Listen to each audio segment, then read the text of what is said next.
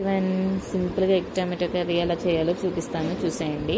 ముందుగా గుడ్లను ఉడకబెట్టుకొని ఘాట్లు పెట్టుకొని పక్కన ఉంచుకోవాలి. ఆ తర్వాత ఒక ప్యాన్ తీసుకొని కొద్దిగా ఆయిల్ వేసుకొని పసుపు, ఉప్పు, కారం, ధనియాల పొడి వేసుకొని ఒకసారి ఇలా గరిటెతో కలుపుకొని ఉడకబెట్టుకున్న గుడ్లన్నీ ఇందులో వేసుకొని మసాలా అంటేటట్టు బాగా కలుపుకొని ఒక 2 నిమిషాలు వేయించాలి.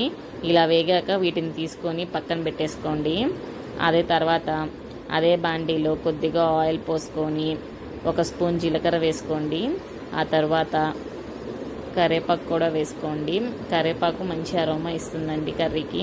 2 పెద్ద సైజు ఆనియన్ ఇలా కట్ చేసుకొని వేసుకోండి. బాగా ఒకసారి మంచిగా మిక్స్ చేశాక 3 పచ్చిమిరపకాయ చీలికలు వేసుకోండి. ఇప్పుడు 5 నిమిషాలు మూత పెట్టి మగ్గించండి. ఇలా మగ్గాక 2 ఉల్లిపాయలకి 4 టమాటాలు తీసుకోండి.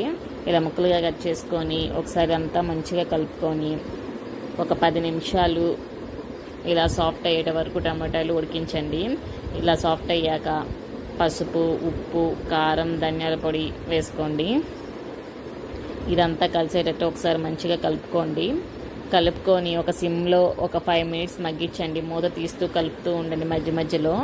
ఆ తర్వాత గ్రేవీ కన్సిస్టెన్సీకి తగినట్టు వాటర్ పోసుకోండి. వాటర్ పోసుకున్నాక ఒక 10 నిమిషాలు బాయిల్ అవ్వండి బాగా. అలా బాయిల్ అయ్యాక ఉడకబెట్టి మసాలా పట్టించిన ఎగ్స్ అన్నీ ఇందులో వేసేసుకోండి. వేసుకున్నాక సిమ్లో పెట్టుకొని ఒక 5 మినిట్స్ మరగనిస్తే అంతే, కర్రీ ఎగ్ టమాటో కర్రీ అయిపోతుంది. ఇలా సింపుల్గా అల్లం వెల్లుల్లి పేస్ట్ లేకుండా కూడా చాలా టేస్టీగా ఉండిద్ది. డెఫినెట్గా ట్రై చేసి ఎలా ఉందో నాకు కమెంట్ చేయండి. ప్లీజ్ గైస్, వీడియో నచ్చినట్టయితే లైక్ చేయండి, షేర్ చేయండి, కమెంట్ చేయండి, సబ్స్క్రైబ్ చేసుకోండి. అలాగే ఫ్యూచర్లో మీకు ఎలాంటి వీడియోస్ కావాలో నాకు కమెంట్ చేయండి.